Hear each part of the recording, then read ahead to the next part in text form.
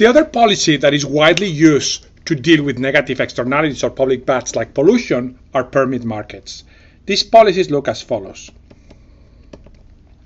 The government creates pi star equals quite optimal units of permits. Each permit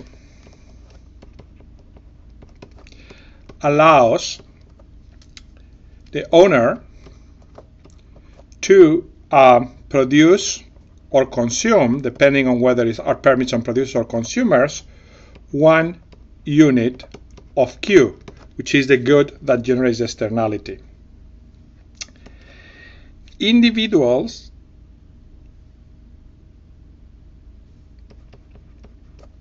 or firms who exceed allowed permits, in other words, will consume more Q than they have permits for, pay an infinite, a very large fine. So no cheating in equilibrium. We can ignore that part of the problem. And finally, individuals and firms are allowed to trade permits freely. If an individual has a permit and he's not going to use it, he can sell it to someone else, and vice versa. Notice that there are two versions of this permit policy. In the version number 1, permits are sold by the government. In the second version, the permits are freely allocated. For example, everybody may get an equal number of permits, and then there is free trade. Well, actually, there is free trade in both cases.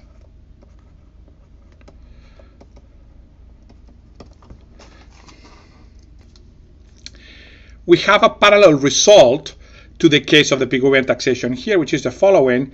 If the total number of permits is given by the optimal quantity, then the permit policy leads to an efficient allocation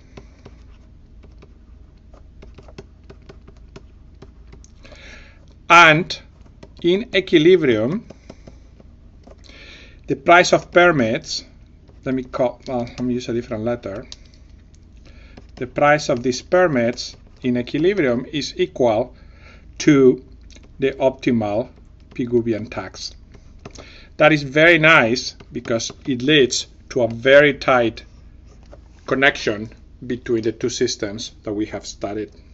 Let's see why this result is true, and to derive parallel intuitions, we're going to focus on the simple case of only consumer externalities that we have been working with. This is the case of video 9.1. Also, let's develop first intuition for the case in which the permits are freely allocated, not sold by the government. So let's see how this works. Let's look at the consumer problem. Consumer has to maximize over two variables, Q and R, when R is the number of permits greater or equal than 0, and also Q less or equal than R to avoid the penalty, B of Q minus P of Q minus pi times R minus pi endowed of I. Notice that this is the number of permits needed to be just at compliance, to have this hold with equality, which is what the consumer wants if the prices are, if the permits are valuable. This is the amount endowed of permits that it receives.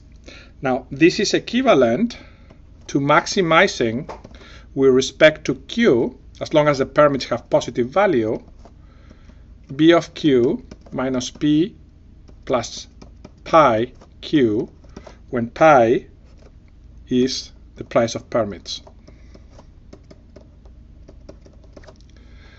Okay. Let me actually, sorry, I realized that I changed notation before and I'm not being consistent, so let me fix that. This is going to be the price of the permits, and this is going to be the price of the permits. Okay. Now, what are the first order conditions?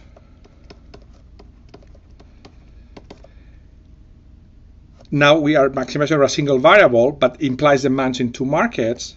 B prima equals P plus this price of permits.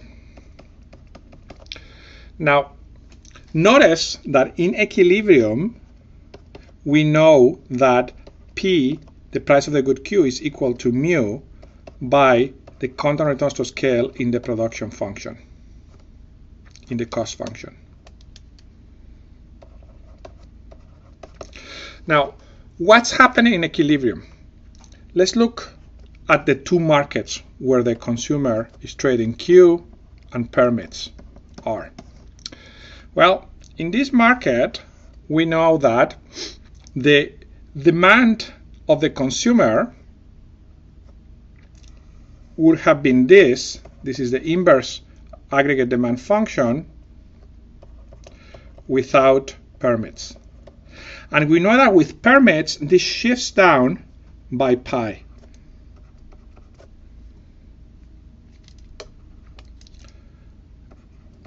By the price of the permits. Okay. We also know that P star is equal to mu, and therefore, if the price of the permits happens to be equal to gamma n d prima at the optimum, which is the damage that the consumers experienced, then we know that this quantity has to be the optimal one. Because in that particular case, this demand function in the market with permits is equal to the marginal social benefit. And since this is equal to the marginal social cost, we have the optimal quantity.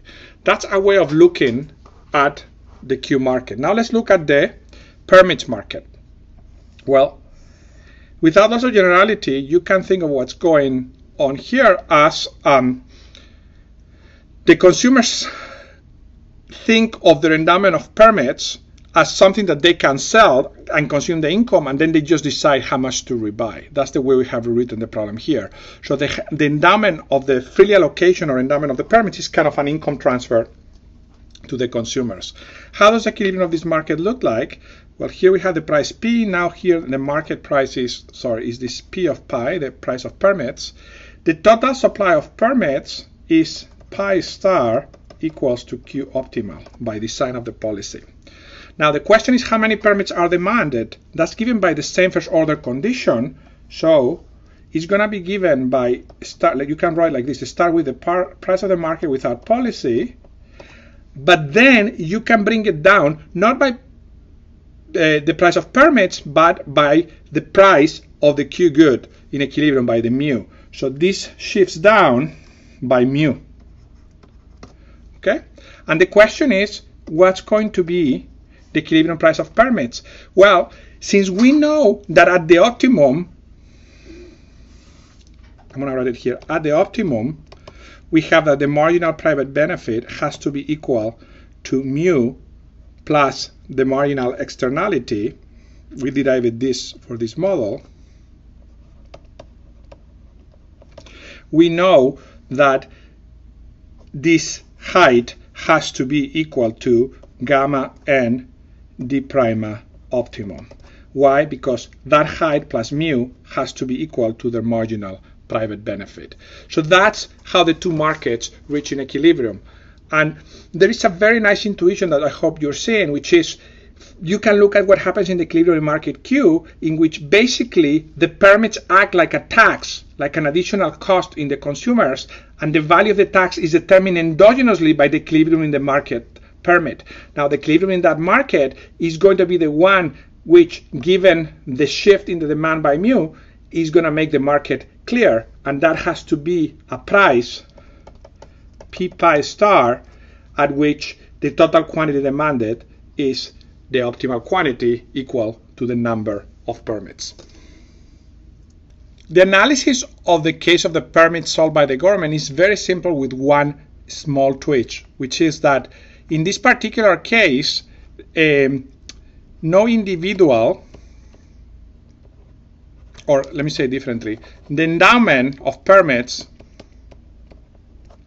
is equal 0 for all I, and instead the government sells pi star permits in the permit market. Notice that that doesn't change the equilibrium in the market.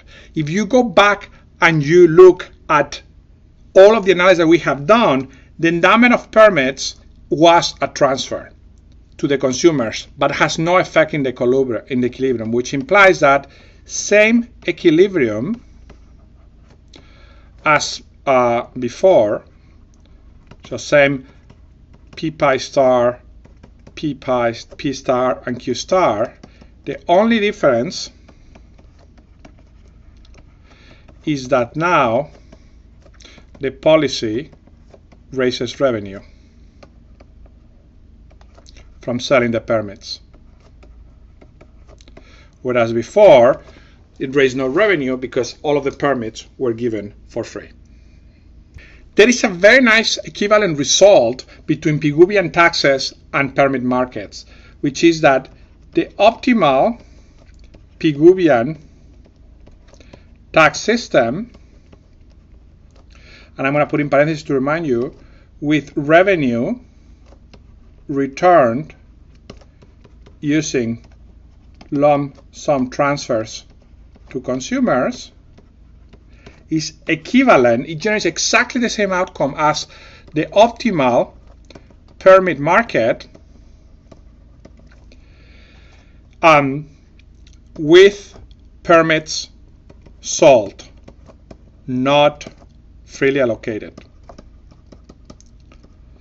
and with the revenue, just as before, returned using the same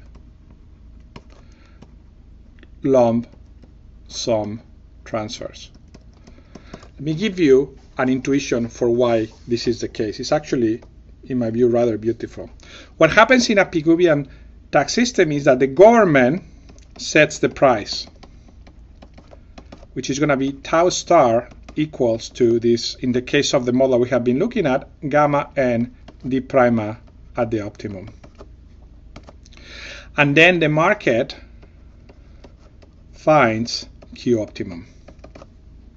In this particular case, the government does the opposite. The government sets quantity by fixing the number of permits and imposing the fines to pi star, the total number of permits equal to Q optimum. And then through the permit market, the market finds the price of the externality, which is going to be P pi star equals to gamma n d prima of Q optimum. But in both cases, the total revenue raised is equal to Q optimal times gamma n d prima Q optimal. And as long as the revenue is distributed in equal fashion to consumers, the systems are completely equivalent. Let me conclude with several remarks. First, the system restores optimality. Permit markets can restore efficiency, just like Pigouvian taxes,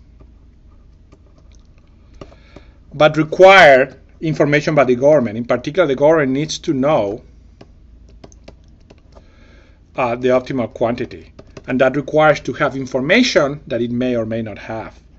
The second comment is that you may be wondering why the government uses permit markets versus command and control. Just basically telling firms what to do. That's often called command and control. Direct regulation, sometimes it's called. The advantage is, again, information. Here, the government only need to know Q optimal.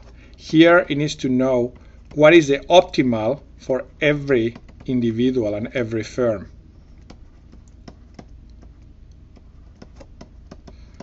And that's a lot more information, or a much bigger information burden in the government. The third thing that I hope is obvious is that the system is optimal only if the number of permits is equal to Q optimal. In particular, if the number of permits is less than Q optimal, you get under provision, and if the number of permits is greater than Q optimal, you get overproduction or provision.